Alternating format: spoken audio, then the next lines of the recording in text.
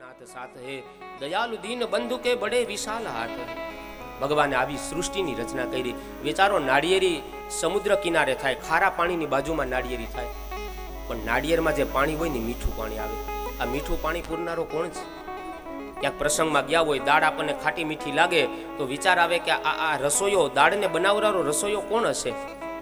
આ વિચાર આપણને જાણવાની જિજ્ઞાસા થાય, પણ જેના હિસાબે દાળ આપણને ખાટી મીઠી લાગે એ લીંબુમાં ખટાશ મૂકનારું તત્વ કોણ હશે? કોયલના કંઠમાં મધુરતા મૂકનારું તત્વ કોણ છે? કરતા વગર કાર્ય સંભવ નથી। આ ઘડિયાળને મારે અહીંયાથી આ બાજુ મૂકવી હોય તો કોક કરતા જોઈએ, મૂકનારો જોઈએ તો મૂકી શકીએ। એમ ભગવાને આવડી મોટી સૃષ્ટિ બનાવી, રચનારો પરમાત્મા છે। કરતા વગર ક્યારેય કાર્ય ન થઈ શકે। ભગવાને અદ્ભુત સૃષ્ટિની રચના કરી છે। સૃષ્ટિની રચના કર્યા પોતપોતાના કહે છે, દરેક જીવને પોતપોતાના કર્મ સોંપે છે। મનુ શત્રુપા દ્વારા માનવ સૃષ્ટિની રચના થઈ। આપણે બધા મનુ મહારાજના સંતાનો છીએ। યાદ રાખજો, આપણી બધાની જ્ઞાતિ, જાતિ, રીત રિવાજ આ બધું ભલે અલગ હોય, પણ એક જ મા બાપના આપણે બધા સંતાન છીએ। જેમ યદુના યાદવો કહેવાના, પાંડુના પાંડવો કહેવાના, એમ મનુ મહારાજના આપણે બધા મનુષ્યો, માનવો કહેવાના। આખરમાં આપણા મા બાપ એક જ છે, મનુ અને શત્રુપા। કહે છે આ મનુ શત્રુપાને ત્યાં બે દીકરા થયા અને 3 દીકરીઓ થઈ। 2 પુત્રનું નામ, એકનું નામ છે પ્રિયવ્રત અને બીજા દીકરાનું નામ છે ઉત્તાનપાદ। 3 કન્યાઓમાં એકનું નામ છે આકુતિ, બીજી કન્યાનું નામ છે દેવહૂતિ અને ત્રીજી કન્યાનું નામ છે પ્રસૂતિ। કહે છે આ પ્રસૂતિ દેવીના લગ્ન એ રુચિ ઋષિ સાથે થયા, દેવહૂતિના લગ્ન કરદમ ઋષિ સાથે થયા, પ્રસૂતિના લગ્ન દક્ષ પ્રજાપતિ સાથે થયા, આકુતિના લગ્ન રુચિ ઋષિ સાથે થયા, પ્રસૂતિના લગ્ન દક્ષ પ્રજાપતિ સાથે થયા અને દેવહૂતિના લગ્ન કરદમ ઋષિ સાથે થયા। કરદમ અને દેવહૂતિને ત્યાં સાક્ષાત કપિલ નારાયણ પ્રગટ થયા। પરીક્ષિત કહે છે, ગુરુદેવ કપિલ નારાયણના પ્રાગટ્યની કથા મને વિસ્તારથી સમજાવો। કહે છે એક સમયે મનુ મહારાજ ચિંતામાં બેઠા છે, એની દીકરી દેવહૂતિની એમને ચિંતા થાય। એ સમયે ત્યાં દેવર્ષિ નારદ આવીને કહે છે કે તમે તમારી દીકરીની ચિંતા ન કરો, કારણ કે તમારી દીકરી ભલે રાજમહેલમાં મોટી થઈ પણ એ કોઈ રાજાની રાણી નહીં બને, પણ એક મહાન ઋષિની પત્ની બનશે। આટલું કહી દેવર્ષિ નારદ વિદાય થયા। આ બાજુ એક સમયે મનુ મહારાજ અને શત્રુપા રાણી અને દેવહૂતિ સુવર્ણનો રથ તૈયાર કરી અને કરદમ ઋષિના આશ્રમે આવે છે। કરદમ ઋષિ એ બ્રહ્માજીના છાયામાંથી પ્રગટ થયા છે। જેવા જ કરદમ ઋષિને ત્યાં આવ્યા, કરદમ ઋષિને એમના પિતા બ્રહ્માજી એ ગૃહસ્થાશ્રમમાં પ્રવેશ કરવાનું કહે છે। કરદમ ઋષિ ભગવાનનું તપ કરે છે કે દેવ જો મારે ત્યાં દીકરો બનીને આવે ને તો હું ગૃહસ્થાશ્રમમાં પ્રવેશ કરું। કરદમ ઋષિ તપ કરવા લાગ્યા, ભગવાનની સ્તુતિ કરતા હતા। સ્તુતિ કરતા કરતા આંખમાંથી અશ્રુ બિંદુ પડ્યા। એ અશ્રુ પડવાથી એમાંથી જે બિંદુમાંથી જે સરોવર થયું ને બિંદુ સરોવર થયું। આપણે ત્યાં મોટા કુલ 5 સરોવર, એમાં સૌથી મોટા 2 સરોવર છે, એક નારાયણ સરોવર કચ્છની અંદર અને એક સિદ્ધપુરમાં બિંદુ સરોવર, જે કરદમ ઋષિના અશ્રુમાંથી પ્રગટ થયું છે। આ બાજુ ઋષિને ભગવાન નારાયણ પ્રસન્ન થયા, વરદાન આપતા કીધું કે આજથી 2 દિવસ પછી તમારા આંગણે એક મનુ મહારાજ અને શત્રુપા રાણી રથ લઈને આવશે, એને દેવહૂતિ નામની દીકરી છે, એનું પાણી તમે ગ્રહણ કરજો, હું નારાયણ તમારે ત્યાં દેવ દીકરો બનીને આવીશ। વરદાન આપી ભગવાન અંતર ધ્યાન થઈ ગયા। કરદમ ઋષિ આપેલા સમયની રાહ જોવે છે। 2 દિવસ ગયા, મનુ શત્રુપા પોતાની દીકરી દેવહૂતિને લઈ કરદમ ઋષિના આશ્રમની અંદર આવે છે। જેવા જ આવ્યા, કરદમ ઋષિ ઊભા થયા છે, મહેમાનોનું સ્વાગત કર્યું, દર્ભના આસન પાથર્યા છે બેસવા માટે। કીધું કે આપ દર્ભાસન ઉપર બિરાજો। મનુ શત્રુપા ઋષિને પ્રણામ કરી દર્ભાસન ઉપર બેઠા। દેવહૂતિ મનમાં વિચાર કરે કે આ ભવિષ્યમાં થનારા મારા પતિ છે અને આણે પાથરેલા આસન ઉપર જો હું બેસી જાઉં તો મેં એની પાસે સેવા કરાવડાવી કહેવાય, અને જો આસન ઉપર ન બેસું તો પતિની આજ્ઞાનું ઉલ્લંઘન થયું ગણાય, કારણ કે એમણે આજ્ઞા કરી છે કે આસન ઉપર બેસો। હવે શું કરવું? દેવહૂતિ યુક્તિ કરે છે, જમણો હાથ આસન ઉપર રાખ્યો અને જમીન ઉપર બેસી ગયા। આસન ઉપર બેઠા પણ ગણાય અને ન બેઠા પણ ગણાય। કરદમ ઋષિ આ દ્રશ્ય જોયું, વિચાર કર્યું કે પાત્ર યોગ્ય છે। મનુ મહારાજ અને શત્રુપાને ઋષિ પૂછે છે, અચાનક આશ્રમમાં આવવાનું કેમ થયું? કહે છે અમારી દીકરી દેવહૂતિ એ ઉંમરલાયક થઈ છે અને આપ યોગ્ય પતિ છો, આપના હાથમાં અમારી દીકરીનું પાણી ગ્રહણ કરાવવા માટે આવ્યા છો। કરદમ ઋષિ કહે છે પણ મારી એક શરત છે, હું એક સત્પુત્ર માટે લગ્ન કરું છું, એક સત્પુત્ર સુપુત્ર થશે ને પછી હું સંન્યાસ ધારણ કરીશ. પછી તમારી દીકરીને એમ ન થવું જોઈએ કે સાધુ થવું તું તો લગ્ન શું કામ કર્યા. અને બીજી શરત મારી એ છે કે હું આશ્રમમાં રહેનારો ઋષિ છું, હું અહીંયા જંગલમાં રહેનારો ઋષિ છું. તમારી દીકરી રાજમહેલમાં મોટી થઈ છે, તમારી દીકરીને આ આશ્રમનું વાતાવરણ અનુકૂળ તો આવશે. આ વાત એ દીકરી સામે જોવાની વાત હતી. બંને મા બાપ દીકરીની સામે જોવે છે અને મનોમન પૂછે છે, આંખ દ્વારા પૂછે છે કે તમને આ વાત મંજૂર છે, આ વાત કબૂલ છે. અને દેવહૂતિ ત્યારે મૌન થઈ ગયા, નીચું જોઈ ગયા. મૌનનો અર્થ થાય સ્વીકાર. મહેમાન જમતા હોય ને એમ પૂછો કે શીરો આપું, અને જો મહેમાન મૌન થઈ જાય તો સમજી જવાનું કે હા દ્યો, હજી ધરાણા નથી. મૌનનો અર્થ થાય સ્વીકાર. દેવહૂતિ મૌન થઈ ગયા, નીચું જોઈ ગયા, કીધું હા આ વાત મને સ્વીકાર્ય છે, વાત મને મંજૂર છે. કરદમ ઋષિ સાથે દેવહૂતિના લગ્ન કર્યા. દેવહૂતિના ગુણોનું વર્ણન ભાગવતજીમાં બતાવ્યું છે. મૈત્રેય ઋષિ ભક્ત વિદુરને કહે છે કે આ ગુણો એ દરેક જગતની સ્ત્રીએ પોતાના જીવનમાં ઉતારવા જેવા છે. દેવહૂતિના ગુણોનું વર્ણન કહે, દેવહૂતિ કેવા હતા? નિત્યમ પર્યચરઃ પ્રીત્યા ભવાની ભવમ પ્રભુમ. નિત્યમ પર્યચરઃ પ્રીત્યા કહે છે દેવહૂતિ નિત્ય પોતાના પતિની સેવા કરતા. બીજો ગુણ હતો વિશ્રમ ભેણ, વિશ્વાસથી જીવન ગાળતા હતા. દાંપત્ય જીવનમાં ભલે કદાચ સંપત્તિ ઓછી હશે ને તો હાલશે, પણ વિશ્વાસ બહુ જરૂરી છે. કારણ કે મૂળ વગરના વૃક્ષ અને વિશ્વાસ વગરના વ્યવહાર એ લાંબો સમય ટકતા નથી. દાંપત્ય જીવનમાં ભરોસો બહુ જરૂરી છે. શંકાને ક્યારેય સ્થાન દાંપત્ય જીવનમાં ન આવવું જોઈએ.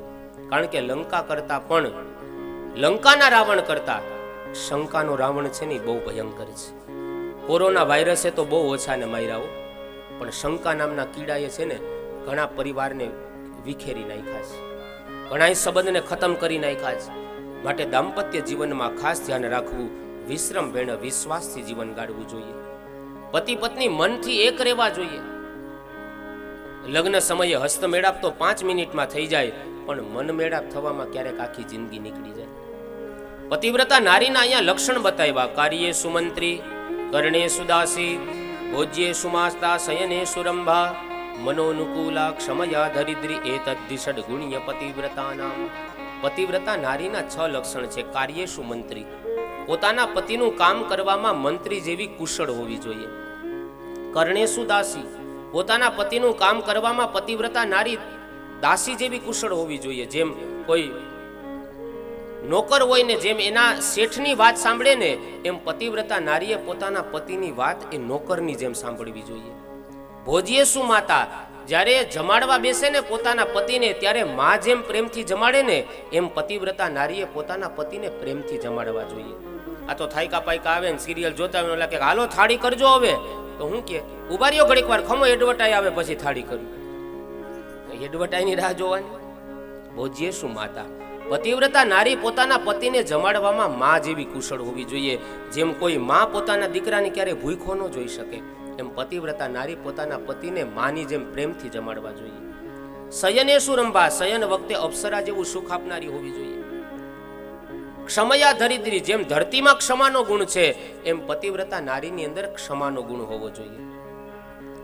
આ લક્ષણો બતાવ્યા છે. માની જેમ જમાડ. નહીતર બોલા નવા લગ્ન થયા ને ગીત ગાતા, ગોવિંદ બોલો ગોપાલ બોલો, ગોવિંદ બોલો ગોપાલ બોલો.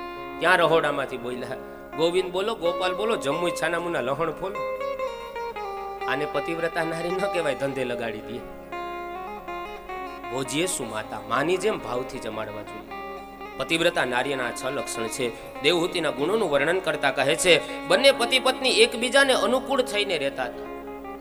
દાંપત્ય જીવનમાં બહુ જરૂરી છે. કરદમ ઋષિ એક વખત એમના પત્નીની સેવાથી પ્રસન્ન થયા. કીધું માગો દેવી તમારે શું જોઈએ?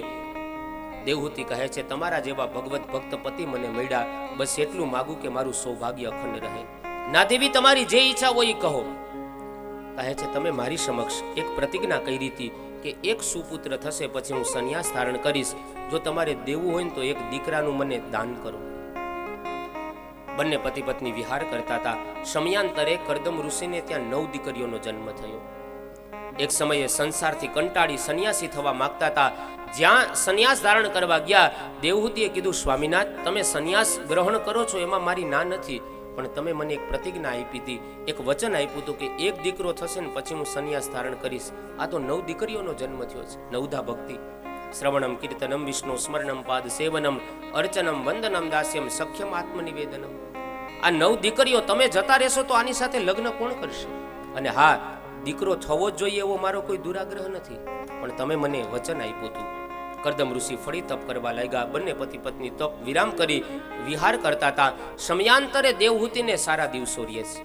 અનેક વખત કહે છે સારા દિવસો રહ્યા, પણ કરદમ ઋષિ મનમાં વિચાર કરે દેવહૂતિનું આવું તેજ ક્યારે જોયું નથી. સાક્ષાત નારાયણ પધારવાના હોય એવું લાગે છે. અને આ બાજુ ચારે બાજુ આશ્રમનું વાતાવરણ એટલું દિવ્ય બન્યું છે. આકાશના દેવતાઓ બધા પુષ્પના ટોપલા લઈ લઈને ગોઠવાઈ ગયા છે. સાક્ષાત નારાયણ પધારવાના હોય એવું આખે આખું વાતાવરણનું દિવ્ય વાતાવરણ આશ્રમનું થયું છે. નદી નાળાઓ છલકાણા છે. પુષ્પમાંથી એવો સુગંધિત વાયુ પ્રસરિત થાય છે. અને આ બાજુ ધીમો ધીમો ધીમો ધીમો સમય વીતે છે અને સાક્ષાત સાંખ્ય યોગના આચાર્ય તરીકે તેજસ્વી બાળકને 9 માસ પરિપૂર્ણ થયા. કાર્તક માસ કૃષ્ણ પક્ષ અને 5મ બુધવારે મધ્યાહન કાળે દિવ્ય પ્રગટ થયા પુત્ર. બોલીએ કપિલ નારાયણ ભગવાન કી જય. કપિલ નારાયણ ભગવાન.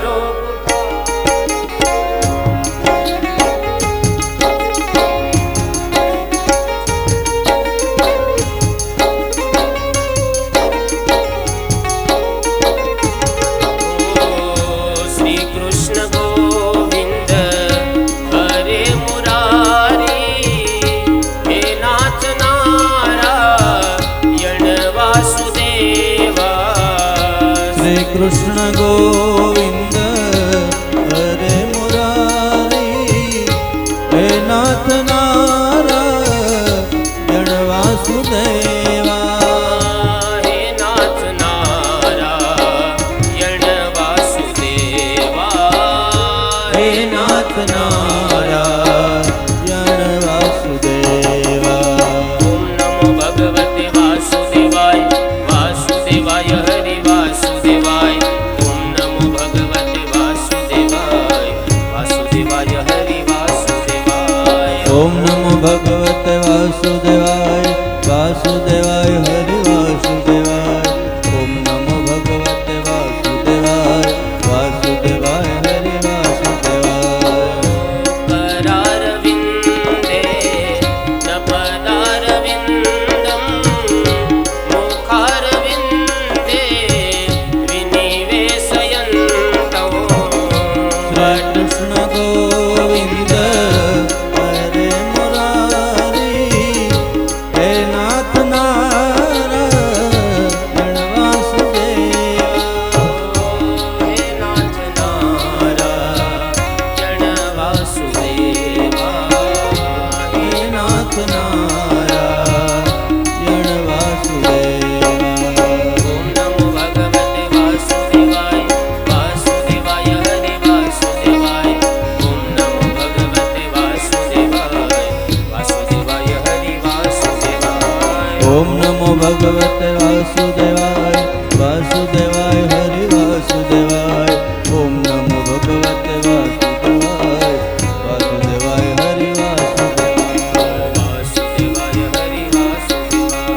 વાસુદેવાય હરિ વાસુદેવાય. વાસુદેવાય હરિ વાસુદેવાય. વાસુદેવાય હરિ વાસુદેવાય. માં દેવહૂતિની સન્મુખ સાક્ષાત ભગવાન કપિલ નારાયણ પ્રગટ થયા છે. કપિલ નારાયણની આકાશમાંથી દેવતાઓ સ્તુતિ કરે, પુષ્પની વૃષ્ટિ કરી અને કપિલ નારાયણનું સ્વાગત કરે છે. કરદમ ઋષિ ચિંતા કરતા હતા. બ્રહ્માજી કહે છે કરદમજી આપ ચિંતા ન કરો, તમારે ત્યાં સાક્ષાત નારાયણ પધાર્યા છે. હવે તમારી ચિંતા છે ને આ નારાયણને છે. કરદમ ઋષિને કીધું કે હવે તમારે જો સંન્યાસના માર્ગે ડગલા ભરવા હોય ને તો હવે તમે સંન્યાસી બની શકો છો. કરદમ ઋષિ કપિલ નારાયણને વંદન કરી પ્રણામ કરી એમની પ્રદક્ષિણા કરી અને સંન્યાસના માર્ગે ગયા છે. એક સમયમાં દેવહૂતિ મનમાં વિચાર કરે કે મને મુક્તિ આપવા માટે થઈ અને મારા પતિ કરદમ ઋષિ એ આ બાળકને અહીંયા રાખીને ગયા છે. સંસારના સંબંધે ભલે મારો પુત્ર છે, મારો દીકરો છે, પણ હું જાણું છું એ જગતગુરુ છે. હું એમના શરણે જાઉં અને કંઈક મુક્તિનો માર્ગ મેળવું. દેવહૂતિ એ જ સમયે કપિલ નારાયણના શરણે આવી પ્રાર્થના કરે છે, તમ ત્વાગતાહમ શરણમ શરણ્યમ સ્વવૃત્ય સંસાર તરો કુઠારમ. હે નાથ, સંસારના થાકથી થાકેલી હે નારાયણ આપના શરણે આવી છું. આપ મને સાંખ્ય શાસ્ત્રનો ઉપદેશ આપો. કપિલ નારાયણ કહે છે, માં તમે મને પ્રશ્ન કરો અને એ પ્રશ્નના જવાબમાં હું તમને ઉપદેશ આપીશ. માતા દેવહૂતિ કપિલ નારાયણની વંદના કરે છે, પ્રાર્થના કરે, બે હાથ જોડી આંખો બંધ કરી કપિલ નારાયણને પ્રાર્થના કરે. આંખો બંધ કરી અને કપિલ નારાયણની પ્રાર્થના કરીએ કે દેવહૂતિ માનો, આમ તો આજથી એનું નામ દેવહૂતિમાં જ રાખી દે. દેવહૂતિ માનો સંકલ્પ ભગવાન વહેલો પૂર્ણ કરે. પાછું પૂછ્યું ને તમે ઋષિને તો પૂછ્યું છે સ્વામીને કે પૂછવા કે તો વાંધો જો એ ના પાડે એમ નથી એટલે એને તાલીઓથી વધાવો જ્યાં કોઈ બેઠા હોય. હા, એ કે ના પાડે એમ નથી, સારા કામમાં કોણ ના પાડે. એટલે દેવહૂતિ માની ઈચ્છા ભગવાન વહેલી પૂરી કરી આવી. ઠાકોરજીને આપણે પ્રાર્થના કરીએ. કહે છે કપિલ નારાયણના શરણે જઈ માં દેવહૂતિ કહે છે, હે નાથ, હું જાણું છું સંસારના સંબંધે તમે મારા પુત્ર છો, પણ તમે અખિલ બ્રહ્માંડના માલિક છો. આ જગતમાં નિત્ય સુખ ક્યાં છે, નિત્ય શાંતિ ક્યાં છે, અને એને મેળવવા માટેનો મને માર્ગ બતાવો. કપિલ નારાયણ કહે છે, માં આ જગતમાં માણસને સુખ ભોગવતા પહેલા વ્યક્તિને દુઃખ ભોગવવું પડે છે. દુઃખને ભોગવે ને ત્યાર પછી માણસને સુખનો અનુભવ થાય છે. વગર મહેનતે સુખ આવી જાય ને એની માણસને ક્યારેય કદર નથી થતી. મેં અગાઉ કીધું હતું કે આ દુનિયામાં માણસને ખરાબ વ્યક્તિનો અનુભવ થાય ને પછી હારા માણસની કિંમત સમજાય. એમ જીવનમાં જ્યારે દુઃખ આવે ને પછી માણસને સુખની કિંમત સમજાય. હોત નહીં આ દુનિયામાં ગાંડા તો ડાયાને યાદ કોણ કરે? હોત નહીં આ દુનિયામાં દુર્જન તો સજ્જનની કિંમત કોણ કરે? હોત નહીં આ દુનિયામાં રાત તો દિવસની કિંમત કોણ કરે? એમ જીવનમાં દુઃખનો અનુભવ થાય ને પછી જ સુખની કિંમત સમજાય છે. માં, જીવનમાં સુખ ભોગવનાર વ્યક્તિને પેલા દુઃખ ભોગવવું પડે છે. અને માં, તમે એમ કીધું કે નિત્ય શાંતિ ક્યાં છે, નિત્ય આનંદ ક્યાં છે, એને મેળવવા માટેનો માર્ગ શું છે? તો માં, આ દુનિયાના પદાર્થમાં શાંતિ નથી. આ દુનિયાના કોઈ વ્યક્તિમાં આનંદ નહીં મળે, શાંતિ નહીં મળે. શાંતિ અને આનંદ કેવલ ભગવાનના ચરણમાં છે. નિત્યમ પર્યચરઃ કહે છે, નિત્ય તમે પ્રભુનું સ્મરણ કરો, નિત્ય પ્રભુના ચરણની સેવા કરો ને ત્યાંથી તમને નિત્ય આનંદ મળશે. સંસારના સુખમાં ક્યારેય શાંતિ શોધવા ન જવું. આ સંસાર છે ને એ દુઃખાલય છે. મેડિકલે જઈને આપણે એમ કહીએ કે કિલો એક ઘઉં આપો તો કેવી રીતના મળે? જે વસ્તુ જ્યાં છે જ નહીં એ ક્યાંથી મળવાની? એમ આ સંસારમાં જીવ સુખ મેળવવા માટે દોડે, પણ આ સંસારનું નામ જ દુઃખાલય છે. દુઃખાલયમાં આપણે સુખ શોધવા જઈએ તો કેવી રીતના મળશે? મેડિકલમાં જેમ ઘઉં ન મળે એમ સંસારમાં ક્યારેય સુખ ન મળે, કારણ કે આ દુઃખાલય છે. માં, નિત્ય પ્રભુની સેવા કરજો, એનાથી તમને સુખનો અનુભવ થશે. આપણે સુખ અને દુઃખ શેને માનીએ ખબર? પરિસ્થિતિને. પરિસ્થિતિ આપણને અનુકૂળ હોય ને તો આપણે એને સુખ માનીએ. નવી નવી સગાઈ થઈ હોય ને બે માણા વાતો કરતા હોય, આ થઈ છે બેની, રાત્રે 2 વાગ્યા સુધી અમને હુવા નથી દેતા. લ્યો, ઉજાગરા એટલા થાય ને વાત જવા. હવે બધા શુભકામના પાઠવે કે વહેલા આ વૈશાખમાં આમ તો ગોઠવી નાખો ને, પાછી કથાઓ લીધી હોય એટલે પછી નવી નવી સગાઈ થાય ને બે માણા વાતો કરતા હોય એટલે કે તું મારી તમે મારા, તું મારી તમે મારા. લગ્ન થાય એટલે ભેગા થાય મારા મારી. તો એવું તમારે નહીં થાય હોય એટલે ઉપાધિ ન કરતા. હા, એકબીજાને અનુકૂળ હોય ને એટલે વાતો સારી સારી કરતા હોય. જરાક આમ બોલતા બંધ થાય એટલે કે બોલને બોલને કઈક બોલને કઈક બોલને. અને લગ્ન થાય પછી આવી નહીં, હવે મૂંગી પછી હું ક્યાં આગળ. હા, અહીંથી બોલાય નહીં પણ પછી ઈ ચાલુ થાય. સગાઈ થઈ હોય ને બે માણા હાલીને જતા હોય, રસ્તામાં કાંટો હોય એટલે ભાઈ શું કે જોજે કાંટો લાગી ન જાય, ઉભી રે સાઈડમાં લઈ દો. એ ધીમેથી આમ કાંટો સાઈડમાં કરી દે. પછી કે હવે મહારાણી આગળ ડગલા ભરો. લગ્ન થાય ને રસ્તા ઉપર હાલ્યા જતા હોય ને કાંટો હોય એટલે હું કે જોજે કાંટો છે લાગી ન જાય. પેલા સાઈડમાં કરી દેતા હતા સગાઈ ટાણે, હવે ખાલી એમ કે છે લાગી ન જાય ધ્યાન રાખજે. અને 15-20 વર્ષ લગ્ન થઈ જાય ને છોકરા છૈયા લઈને જાતા હોય ને રસ્તામાં કાંટો એટલે હું કે બોતડા જેમ હાલી જમા તા ડોહો કાંટો લાગશે. એ પેલા તો તમે સાઈડમાં લઈ દેતા હતા ધીમેથી, હવે તમે એમ કહો છો બોતડા જેમ હાલી જમા. ઓલો પ્રેમ હતો એ ગયો ક્યાં? પ્રતિકૂળ પરિસ્થિતિ થઈ ગઈ. અનુકૂળ હોય, એકબીજાનું કયું કરતા હોય, એકબીજાની વાતને રિસીવ કરતા હોય ત્યારે ખૂબ પ્રેમ હોય. પણ જ્યાં પ્રતિકૂળ પરિસ્થિતિ આવે ને એટલે દુઃખના દિવસો ઊભા થાય. ઘરમાં નવું નવું ટીવી આવે તો સુખ જેવું લાગે, પણ એ જ ટીવીનું રિમોટ બાળક બગાડે, ભાંગે, તોડે એટલે તરત દુઃખ ઊભું થાય. પદાર્થ સુખ નહીં આપે, વ્યક્તિ સુખ નહીં આપે. ભગવાનના ચરણની સેવા છે ને એ જ માણસને નિત્ય સુખ આપશે. ભગવાનનું ભજન છે ને માં, એ નિત્ય સુખ આપશે. ઉમા કહું મેં અનુભવ અપના, સતહરિ ભજન જગત સબ સપના. સુંદર મજાનો ઉપદેશ આપ્યો. કપિલ નારાયણ કહે છે માં, હવે મારે અહીંયાથી જવાનું છે. દેવાન લબ્ધે ને સંતોષ. માં, ભગવાન જે સ્થિતિમાં રાખે ને એમાં હંમેશા હે માં તમે પરમાત્માનો આભાર માનજો, સંતોષ રાખીને જીવન જીવજો. વિદાય થયા કપિલ નારાયણ. માં દેવહૂતિ કહે છે કે મને એકલીને છોડીને જશો? કીધું ના માં, તમે એકલા નથી, તમારા હૃદયમાં નારાયણ છે. નારાયણની સાથે તમે સત્સંગ કરો માં, તમે એકલા નથી. કપિલ નારાયણ ગયા. કહે છે કપિલ નારાયણ માં દેવહૂતિને સાષ્ટાંગ પ્રણામ કરી ગંગાસાગર સંગમ તીર્થમાં જાય છે. ત્યાં આશ્રમ છે, આશ્રમનું નામ છે ગંગાસાગર. કહેવાય એવું સારે તીર્થ 12 લેકિન ગંગાસાગર 1 એવા તીર્થની અંદર વાસ કરે છે. આ બાજુ કપિલ નારાયણ ગયા પછી વાછરડાના વિરહમાં જેમ ગાય દુઃખી થતી હોય એમ માં દેવહૂતિ કપિલ નારાયણના વિરહમાં દુઃખી થાય છે. એક સમયે એમના પ્રારબ્ધનું દિવેલ પૂરું થયું, શ્વાસ પૂર્ણ થયા, પોતાના પ્રાણને અનાહત સડચક્રોમાં ગુમાવી અને બ્રહ્મરંધ્ર દ્વારા પોતાના પ્રાણનો ત્યાગ કરે છે. માતા દેવહૂતિને સિદ્ધિ મળી. એ સિદ્ધપુર નામનું ક્ષેત્ર કહેવાનું છે, જેનું બીજું નામ છે માતૃગયા. આ બાજુ કપિલ નારાયણની આ મંગલમય કથા વક્તા શ્રોતાના પાપને નષ્ટ કરનારી છે. કથાને વ્યાસી મહારાજ અહીંયા 3જા સ્કંદને વિરામ આપે છે. એ ક્રમનો નિર્વાહ કરી અને 4થા સ્કંદની અંદર મંગલ પ્રવેશ કરીએ. ઇતિ શ્રીમદ ભાગવતે મહાપુરાણે વૈયાસિક્યામ અષ્ટાદશ સહસ્રયામ પારમહંસ્યામ સંહિતાયામ તૃતીય સ્કંદ તત્સ શ્રી રાધા કૃષ્ણ ચરણ કમલાર પ્રણમસ્તુ.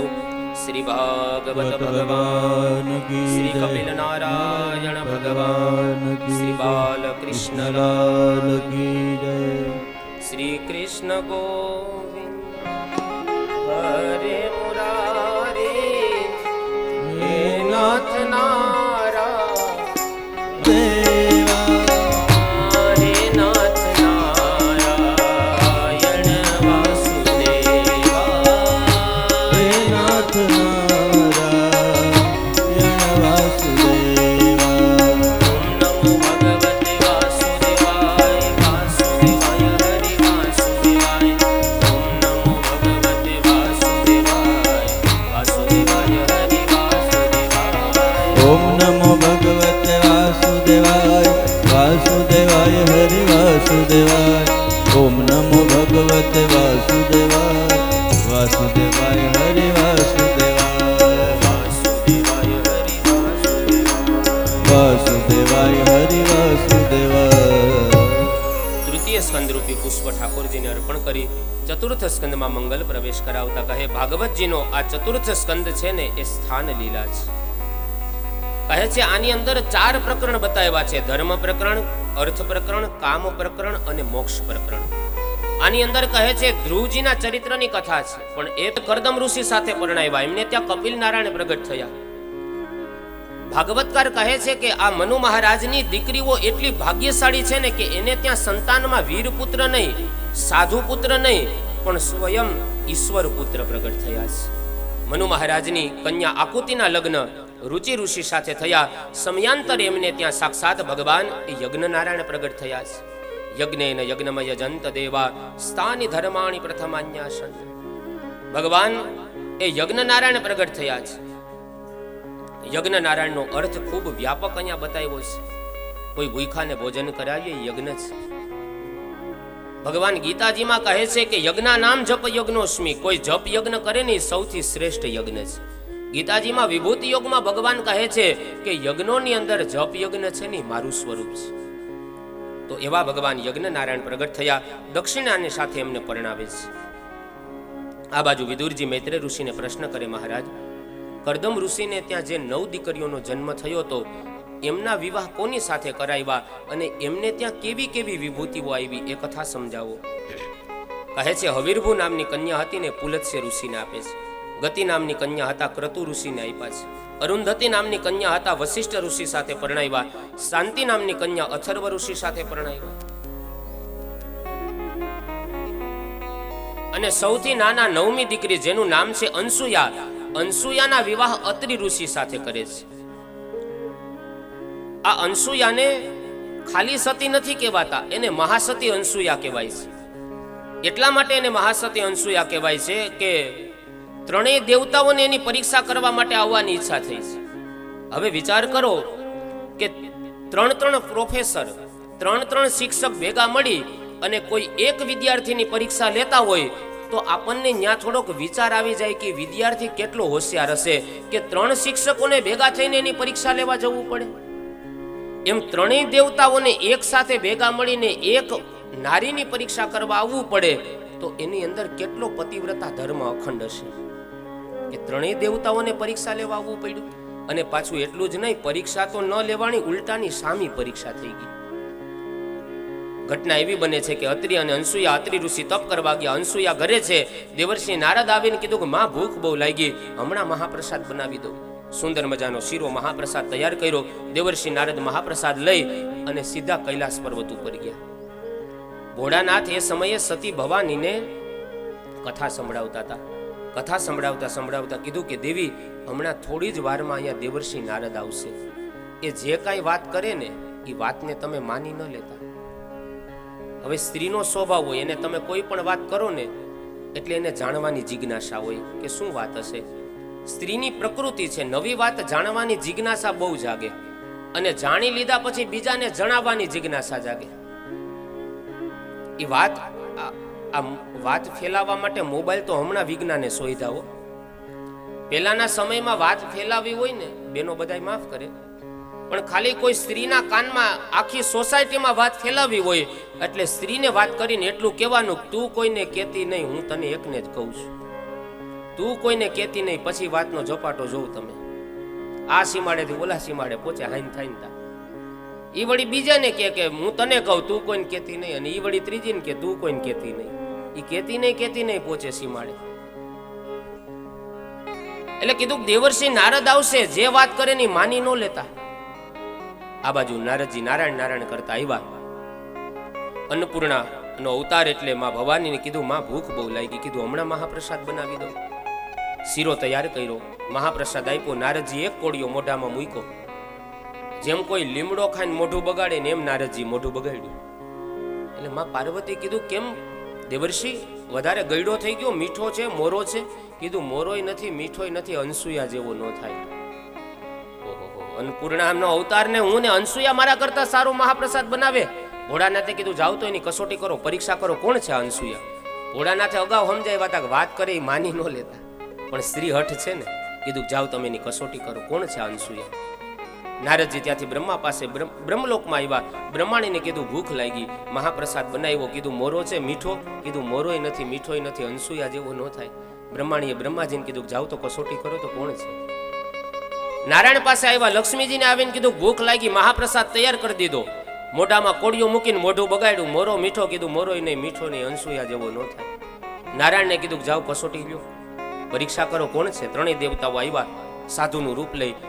અનસુયાના અત્રિના આશ્રમમાં આવીને કીધું ભિક્ષાન દેહી. અનસુયા જ્યાં ભિક્ષા દેવા ગયા, ત્રણેય સાધુના રૂપમાં દેવતાઓ કીધું કે આવી બાંધેલી ભિક્ષા ન લઈએ. કીધું કેમ બાંધેલી? કીધું નિર્વસ્ત્ર બનીને ભિક્ષા આપો ને તો લઈએ, આ બાંધેલી ભિક્ષા કહેવાય, આમે ન લઈએ. અનસુયા કહે છે આજ શું મારું સત્ય તૂટશે? મારા આંગણેથી સાધુ ભૂખ્યા જશે? કીધું નિર્વસ્ત્ર બનીને આપો, આ કસોટી છે. પ્રભુ તારી કસોટીની પ્રથા સારી નથી હોતી, અને જે સારા હોય ને એની આ દુનિયામાં દશા સારી નથી હોતી. આજ મારી કસોટી થાય એવું લાગે છે. ને હાથમાં જલની અંજલી લઈ પોતાના ઋષિ અત્રિ ઋષિને યાદ કરીને કીધું કે આજ દિવસ સુધી મેં મન, વચન અને કર્મથી કોઈ પણ પર પુરુષનું મેં સ્વપ્નમાં પણ ક્યારેય ચિંતન ન કર્યું હોય, અને પતિવ્રતા ધર્મને મેં અખંડ રાખ્યો હોય ને તો આ ત્રણેય સાધુ છે ને નાના બાળક બની જાય. જ્યાં જલની અંજલિ છાંટીને ત્રણેય દેવતાઓ નાના બાળક થઈ ગયા અને પધરાવ્યા ઘોડિયામાં. અનસુયાજી હાલરડા ગાઈને હુડાવ્યા. ત્રણેય દેવીઓ વિચાર કરે કે આ ગયા ન્યા આવ્યા કેમ નહીં? દેવર્ષિ નારદે કીધું પરીક્ષા કરવા મોકલા ને, હામી પરીક્ષા થઈ, જાવ હવે છોડાવા. ત્રણેય દેવીઓ બ્રાહ્મણ પત્નીનો વેશ ધારણ કરી ભિક્ષાન દેહી કીધું. અનસુયાજી જ્યાં ભિક્ષા આપવા ગયા કીધું આ ભિક્ષા ન જોતી. કીધું તો ભિક્ષામાં શું જોતું? માગો. ઘોડિયામાં હુતા નહીં, તમારા બાળકો આપી દો. એની ભિક્ષા માગો. કીધું એ તમારા બાળકો છે, અમારા ધણી છે. કીધું તો હવ ના લઈ લ્યો. આમ લક્ષ્મીજી જ્યાં લેવા જાય ભોળાનાથ કે હું નહીં, બાજુવાળા તમારા છે. અને એ સમયે અત્રિ ઋષિ તપ કરીને આવ્યા, પુનઃ જળની અંજલિ હાથમાં લઈ ત્રણેય દેવતાઓને હતાય સ્થિતિમાં લઈ આવ્યા. ત્રણેય દેવીઓ પોતાના સ્વામીને લઈ લઈને જ્યાં જતી હતી, અનસુયાજી કહે છે, અરે દેવી, આ બાળક હતા ને સ્વરૂપમાં, એટલે અમારો આશ્રમ ભૈરો ભૈરો લાગતો તો હવે અમારો આશ્રમ સૂનો થઈ જશે. હવે અમે શું કરશું? આશ્રમ સૂનો થઈ જશે. અને ત્રણેય દેવતાઓએ કીધું, ના માં, તમે ચિંતા ન કરો, અમે તમારે ત્યાં વરદાન આપીએ, અમારા અંશ સ્વરૂપે તમારે ત્યાં આવશું. એમાં બ્રહ્માના વરદાનથી જે પુત્ર થયા એ ચંદ્રમા, મહાદેવના વરદાનથી જે પુત્ર થયા અત્રિ ઋષિને ત્યાં દુર્વાસા, અને વિષ્ણુ ભગવાનના વરદાનથી જે પુત્ર થયા એ સાક્ષાત દત્તાત્રેયજી પ્રગટ થયા છે, જે ગિરનારની ગોદમાં જેના બેસણા છે એવા ભગવાન દત્તાત્રેયજી પ્રગટ થયા. આ બાજુ સુખદેવજી મહારાજ કહે છે, હે રાજન, મનુ મહારાજના 5 સંતાનોમાં 2 દીકરીની કથા સાંભળી. આકુતિને ત્યાં યજ્ઞ નારાયણ, દેવહૂતિને ત્યાં કપિલ નારાયણ. હવે મનુ મહારાજની સૌથી નાની દીકરી જેનું નામ છે પ્રસૂતિ દેવી, એની કથા સંભળાવો. કહે, પ્રસૂતિમ માનવીમ દક્ષા ઉપમેયે યતાત્મજા તસ્યામ સસર્જ દુહિતૃ ષોડશ સામલ લોચના. કહે છે, પ્રસૂતિ દેવીના લગ્ન દક્ષ પ્રજાપતિ સાથે કર્યા છે. દુનિયામાં યાદ રાખજો, દુર્ભાગી ઘણા હશે, અભિમાની ઘણા હશે, પણ દક્ષ પ્રજાપતિ જેવો કોઈ અભિમાની નથી. કારણ કે આંગણી સતી ભવાની દીકરી બની, જગતજનની જગદંબા દીકરી બનીને સતી ભવાની ઉભા, અને શિવ એ જમાઈ થઈને ઉભા, છતાંય દક્ષ ઓળખી નથી શક્યો. એક સમયે દક્ષને પ્રજાપતિઓના નાયક બનાવ્યા છે. એમને ત્યાં કહે છે 16 દીકરીઓનો જન્મ થયો. એ 16 દીકરીઓમાંથી કહે છે 13 દીકરી છે એ ધર્મની સાથે પરણાવે છે, અને ધર્મ સાથે 13 દીકરી પરણાવ્યા. એમાં સૌથી નાની જે દીકરી હતા એમને ત્યાં જે ભગવાન પ્રગટ થયા એ સાક્ષાત નર નારાયણ પ્રગટ થયા છે. હવે દક્ષને 3 દીકરીઓ બાકી છે, સ્વાહા, સ્વધા અને સતી. સ્વાહાના લગ્ન અગ્નિનારાયણ સાથે કર્યા. આજે પણ અગ્નિને કોઈ આહુતિ આપે એટલે સ્વાહા બોલવું પડે, અગ્નિના પત્ની છે. સ્વધાના લગ્ન પિતૃઓની સાથે કરાવ્યા. પિતૃઓને જલની અંજલિ આપી એટલે ઇદમ જલમ તસ્મે સ્વધા બોલવું પડે. સ્વધા છે ને પિતૃઓના પત્ની છે. અને સૌથી નાના દીકરી સતી ભવાની, એમના વિવાહ દક્ષ પ્રજાપતિ એ મહાદેવ સાથે કરે છે. અને એક સમયે પિતાને ત્યાં ભવાની આવ્યા છે દક્ષને ત્યાં, અને પોતાના દેહનો ત્યાગ કરે છે. રાજા પરીક્ષિત પ્રશ્ન કરે, ગુરુદેવ, એવી તો શું ઘટના બની કે બાપના ઘરે આવીને દીકરી મૃત્યુ પામી છે? પોતાના દેહનો ત્યાગ કર્યો, આ વિસ્તારથી કહો કથા. કહે છે, એક સમયે દક્ષ પ્રજાપતિઓને પ્રજાના નાયક રાજા બનાવ્યા. દક્ષને સત્તા મળી. સત્તા મળીને એટલે અભિમાન આવ્યું. નહીં કોઈ અસજન માં જગ માહી, પ્રભુતા પાહી જાહી મદ નાહી. આ દુનિયામાં કોઈ એવો વ્યક્તિ નથી કે જેને સત્તા મળે, પદ મળે, પ્રતિષ્ઠા મળે અને પાછળ પાછળ અભિમાન ન આવે. કાંઈક ને કાંઈક અભિમાન આવી જાય. દક્ષને અભિમાન આવ્યું. બધા જ ધર્મસભા ભરીને બેઠા. દક્ષ પ્રજાપતિનું આગમન થયું. દક્ષને એમ થયું કે બધા ઊભા થશે. આખી સભા ઊભી થઈ ગઈ, પણ 3 દેવતા ઊભા ન થયા.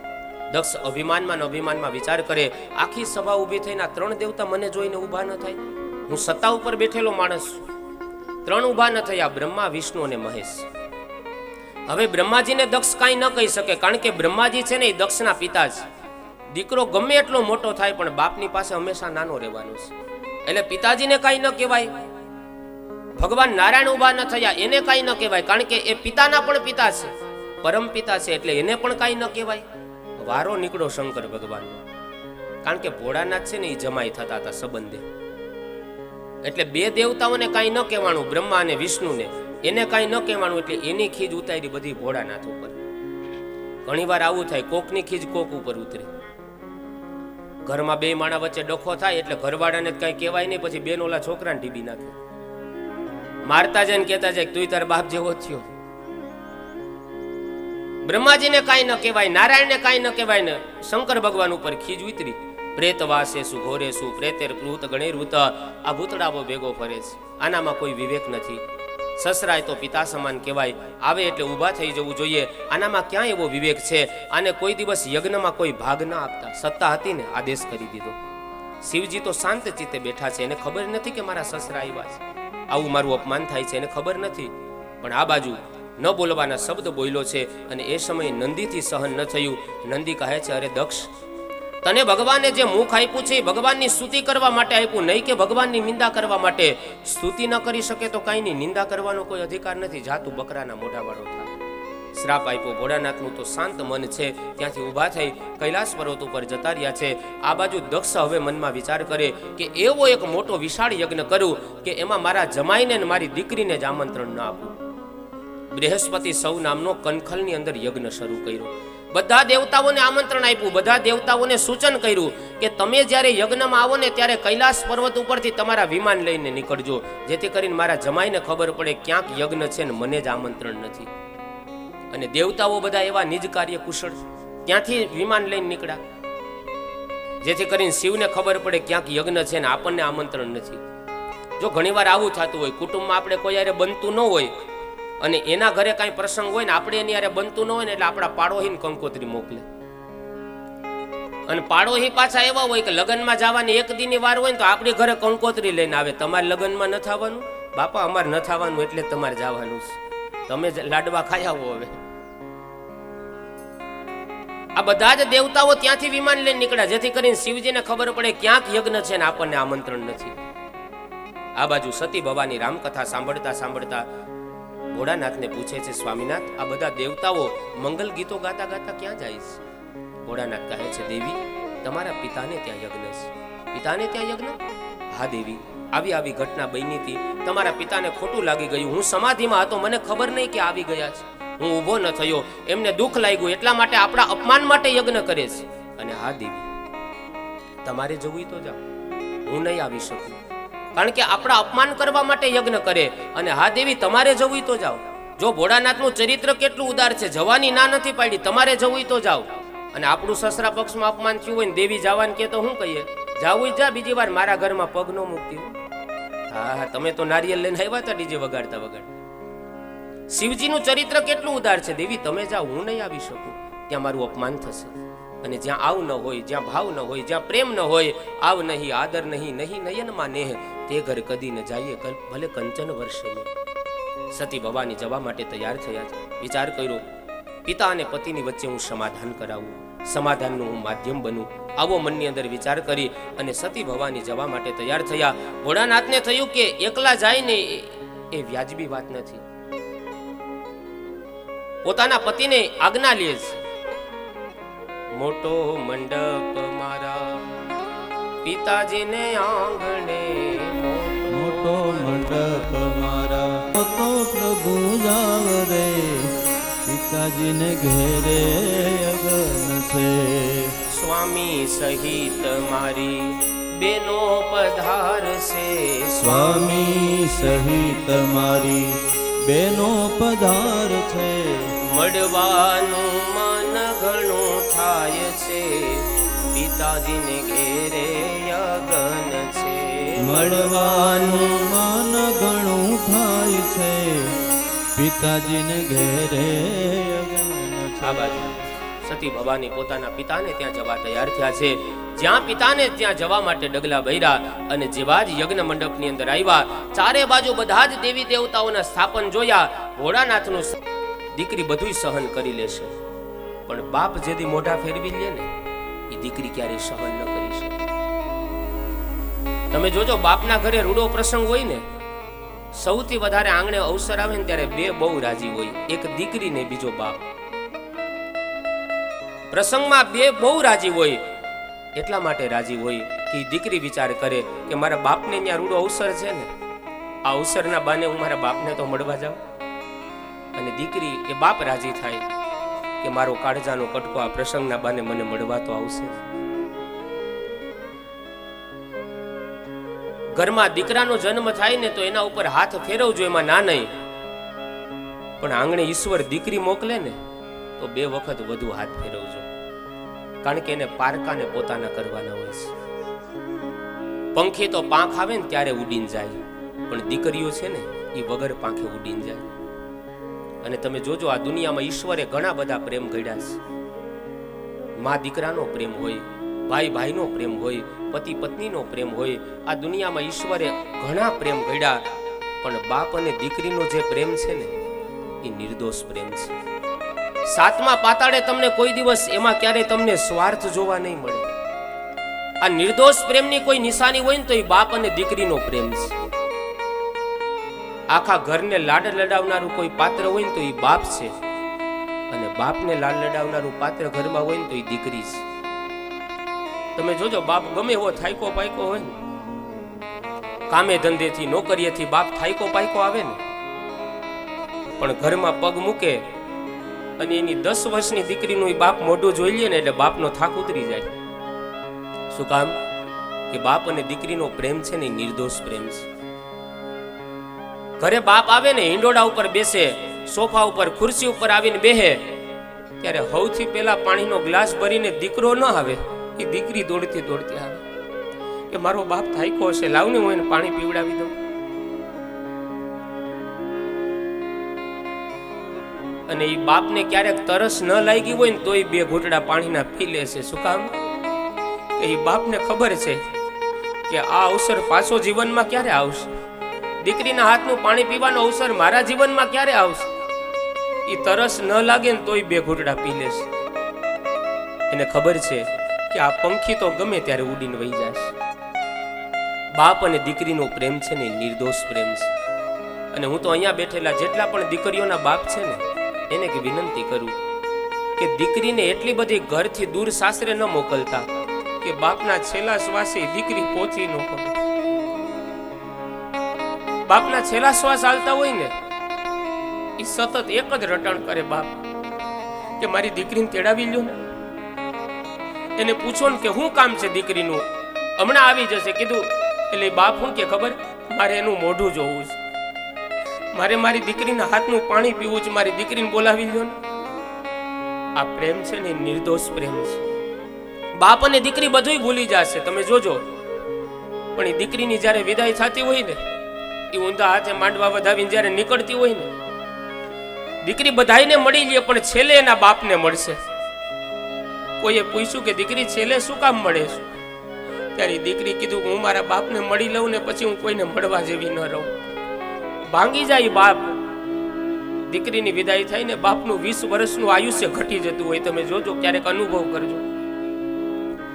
અને બાપ જ્યારે બીમાર પડ્યો હોય ને, દીકરો ગમે એટલો નજીક હશે ને, દીકરો પેલા નહીં આવે ને, દીકરી ગમે એટલી દૂર હશે ને, અને એને ખબર પડશે કે મારો બાપ બીમાર છે ને, દીકરાની મોર દીકરી આવીને ઊભી રહે. આ પ્રેમ એ નિર્દોષ પ્રેમ છે. દીકરી બધું ભૂલી જાય પણ વિદાય વખતે એના બાપને બથ ભરીને જે દીકરી રડી પડી હોય ને, આ દ્રશ્ય બાપે કોઈ દી ભૂલી નથી શકતો અને આ દેશની દીકરી ક્યારે આ દ્રશ્ય નથી ભૂલી શકતી. આ તો જવાબદારી નામની મજબૂરી નડતી હોય ન તો કોઈ બાપ છે ને એની દીકરીને ક્યારેય પારકા ઘેરે ન મોકલે. દીકરીના જન્મ થવાથી કોઈ દુનિયા ડરતી નથી, પણ એ બાપ ડરે છે એટલે કે લગ્ન પછી મારી દીકરીને ઘર તો સારું મળશે ને, મારી દીકરીને બધાય પ્રેમ તો આપશે ને. આ એક જ અપેક્ષા બાપને હોય. અને વિદાય થાય ને ત્યારે બાપ છે ને મર્દ જેવો મર્દ હોય ને, એ રડતો હારો ન લાગે, પણ દીકરીની વિદાય થાય ને ત્યારે બાપ રડતો હોય ને ત્યારે બહુ રૂડો દેખાય. અને એ પ્રાર્થના કરતો હોય બધાને કે અમારી દીકરી છે ને બહુ લાડકી છે, અમે એની બધી ઈચ્છાઓને પૂરી કરી, અને અમારી દીકરી તમારા ઘરે આવે ક્યારેક એનાથી ભૂલ થાય ને તો એને અમારા માવતરની ભૂલ સમજજો, અમારી દીકરીને છોરું કછોરું સમજીને તમે એને માફ કરી દેજો. આ પ્રાર્થના કરતું દીકરી માટે કોઈ પાત્ર હોય ને તો એ બાપ છે.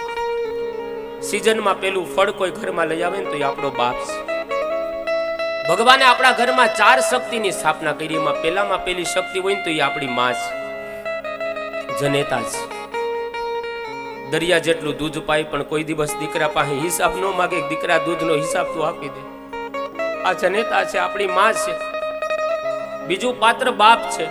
તમે જોજો, ઘરમાં એક હાંધે 13 તૂટે આવી પરિસ્થિતિ થાય ને ત્યારે પોતાના સંતાનોને, પરિવારને, દીકરાઓને હસતા રાખે અને ખૂણામાં જઈને આંસુના 2 ટીપા પાડી લેતું ઘરમાં કોઈ પાત્ર હોય ને તો એ આપણો બાપ છે.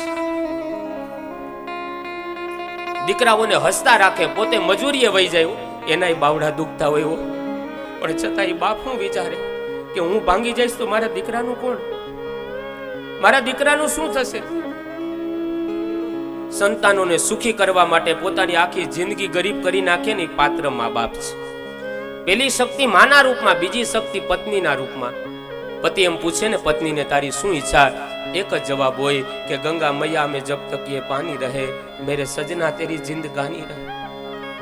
માત્ર પ્રેમની અપેક્ષા રાખેની પત્ની છે. ત્રીજું પાત્ર ઘરમાં બેન છે. એ બેન જ્યારે જાતી હોય ને અને એનો ભાઈ એને પૂછે કે બેન આજ તારી વિદાય છે, હવે તારે કઈ ઈચ્છા છે, તારી કઈ અપેક્ષા છે આ ઘરમાંથી? અને ત્યારે બેન શું કે ખબર? ભાઈ ઊંધા હાથે માંડવા વધાવીને જાઉં છું. હું કામ કે તારી આ મિલકતને મારી નજર ન લાગે ને એટલે. બાકી જેટલો તારો અધિકાર છે ને મિલકત ઉપર, કાયદાની દ્રષ્ટિ એટલો મારો અધિકાર, પણ તારી મિલકત નથી જોતી મારી. ઈ બેન હું કે તારા પૈસા ન જોઈએ, મારે તારા રૂપિયા ન જોઈએ, અને ક્યારેક તારે આ મિલકત વેચવી હોય ને તારે મારી સહીની જરૂર પડે ને તો આ 10 આંગળાની સહી કરીને જાઉં છું. હાલે આ તારી મિલકત તને મુબારક છે ભાઈ, પણ એક અપેક્ષા તારી પાસે રાખું છું. હું જે હાહરવેલમાં જાઉં ને હું ત્યાં તારી આબરૂ નહીં ઘટવા દઉં ભાઈ, તારી ઇજ્જત સાચવી લઈશ, પણ એક અપેક્ષા રાખીને જાઉં છું ભાઈ. જેથી મારા ઘરે રૂડા અવસર આવે ને અહીંયા તારી પાસે સમય હોય કે ન હોય, રૂપિયા હોય કે ન હોય, સમય કાઢી ઊંચી ઉધારાના કરીને ભાઈ મારા પ્રસંગમાં મામેરું ભરીને તું એક વખત મારું ટાણું હાચવી દેજે હો ભાઈ. અને અહીંયા જેટલા પણ બહેનોના ભાઈઓ બેઠા ને એને કરબદ્ધ પ્રાણાની રાહ જોઈને બેઠી હોય કે મારો ભાઈ હમણાં આવે, મારો ભાઈ હમણાં આવે. લાખો રૂપિયાની ગાડી ગોઠવાઈ ગઈ હોય પણ બેનનું ઈ બાજુ ધ્યાન ન હોય, પણ મારો ભાઈ ક્યારે આવે? અને એ ખાલી ત્રાંબાનો ત્રાહ લઈ જાહે ને ઈ બેનને હોનાનો લાગશે કે મારો માં જેનો ભાઈ આવી ગયો ને હવે મારો પ્રસંગ થઈ ગયો. અને 10 આંગણાના ટાચકા ફોડે અને ઈશ્વર પાસે સુખની કોઈ પ્રાર્થના કરે ને તો ઈ બેન છે. પણ માનો પ્રેમ, પત્નીનો પ્રેમ અને બેનનો પ્રેમ આ જગતના નાથને ઓછો પડ્યો ને એટલે એને દીકરીનું સર્જન કર્યું. ફૂલ જેવી કોમળ હોય છે દીકરી, પણ એક હારેલા બાપની હિંમત હોય છે દીકરી. એ દીકરીની જ્યારે વિદાય થાય ને ત્યારે માં એને સલાહ આપે, બેટા બેની તારે માથે બાપનો હાથ હવે નહીં પરસે, હાથ હવે નહીં પરસે.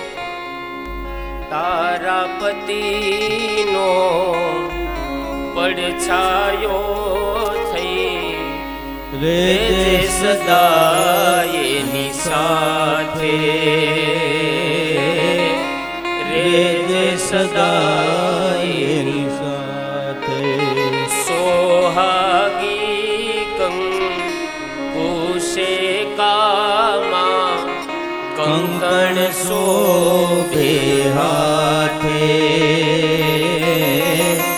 કંકણ શોભે હાથે.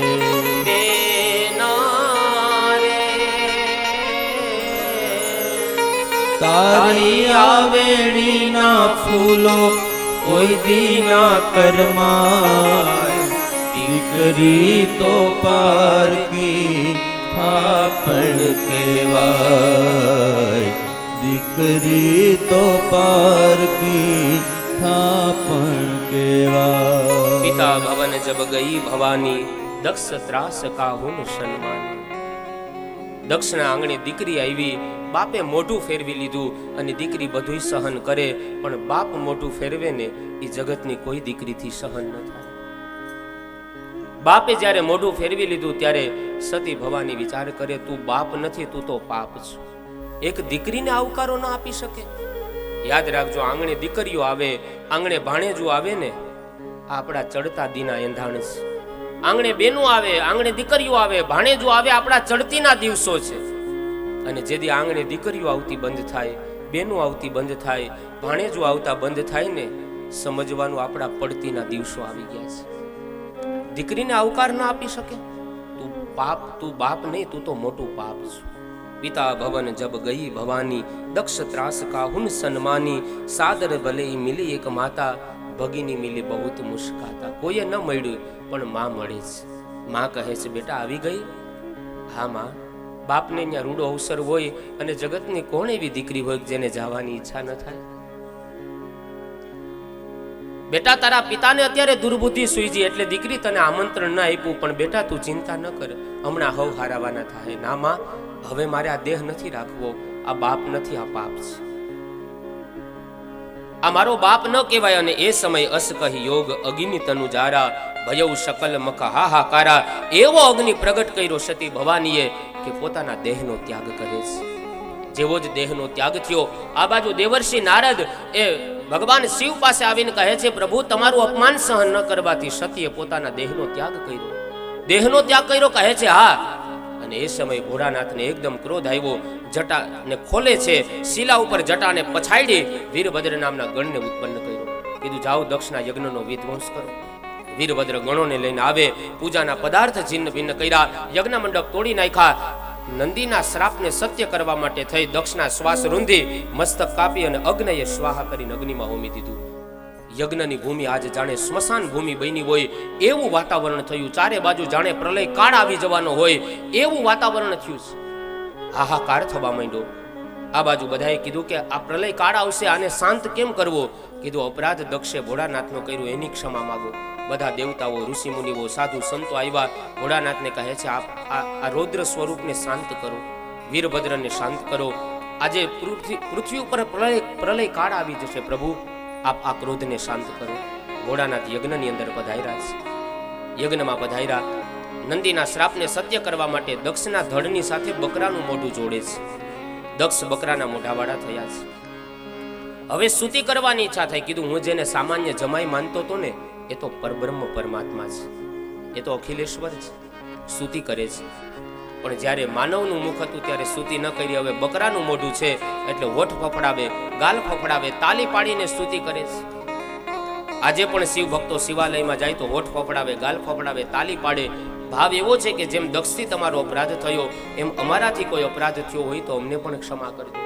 સુંદર મજાની સ્તુતિ કરતા કહે છે, દુનિયા બનાને વાલે ये सब तेरी माया, दुनिया बनाने वाले ये सब तेरी माया,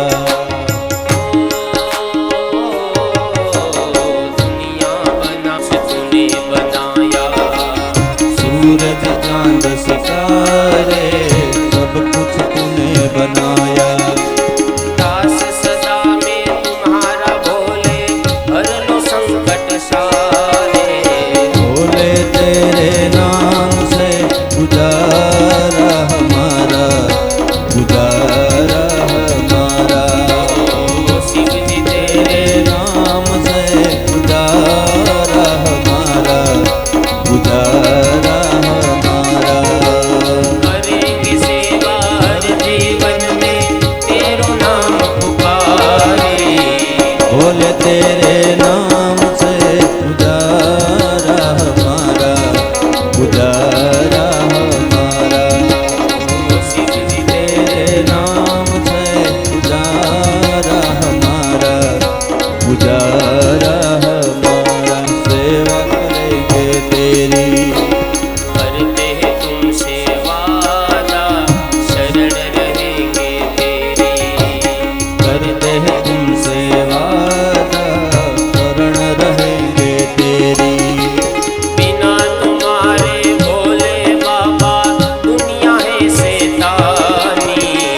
बोले तेरे नाम से गुजारा हमारा, गुजारा हमारा। ओ शिव जी तेरे नाम से गुजारा हमारा, गुजारा हमारा। ओ करेंगे सेवा हर जीवन में तेरो नाम पुकारे। बोले तेरे नाम से गुजारा हमारा, गुजारा हमारा, गुजारा हमारा।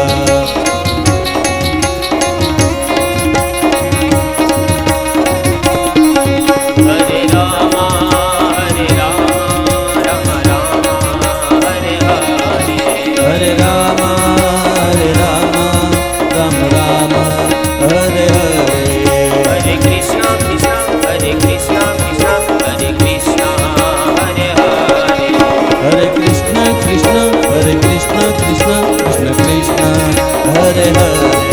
राजा राम राम राम सीता राम राम राम राजा राम राम राम राम सीता राम राम। राजा राम राम राम सीता राम राम राम राजा राम राम राम सीता राम राम राम। राजा राम राम राम सीता राम राम राम राजा राम राम राम राम सीता राम राम। राजा राम राम राम सीता राम राम राम राजा राम राम राम सीता राम राम राम। सीता राम राम सीता राम राम राम राजा राम राम राजा राम राम राम सीता राम सीता राम राम राम सीता राम सीता राम राम राम। श्री भागवत भगवान की जय। श्री सोमनाथ महादेव की श्री बालकृष्ण कृष्ण लाल की श्री जय। सत्य सनातन तन धर्मनि प्रेम से बोलिए ओम नमः पार्वती पते हर हर महादेव।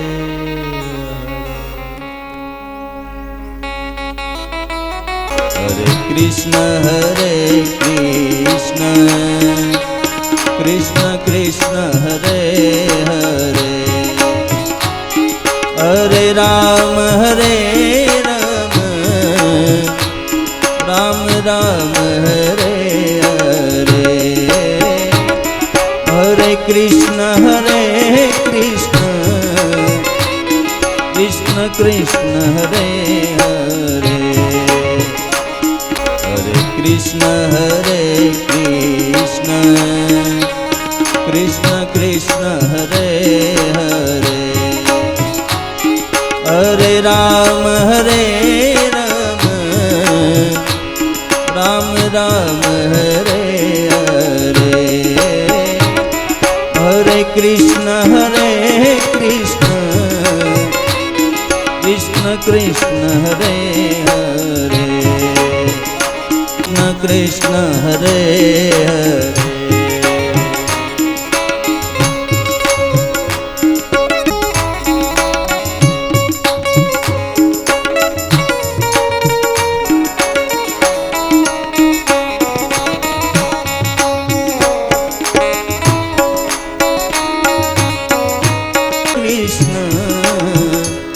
कृष्ण कृष्ण हरे हरे।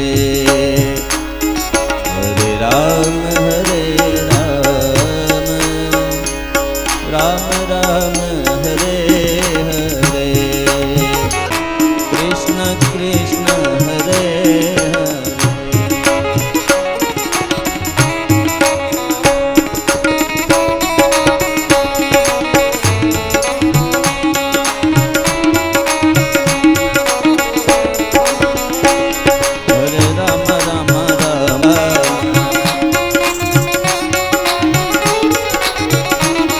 हरे राम राम राम सीता राम राम राम। हरे राम राम राम सीता राम राम राम। हरे श्याम श्याम श्याम राधे श्याम श्याम श्याम।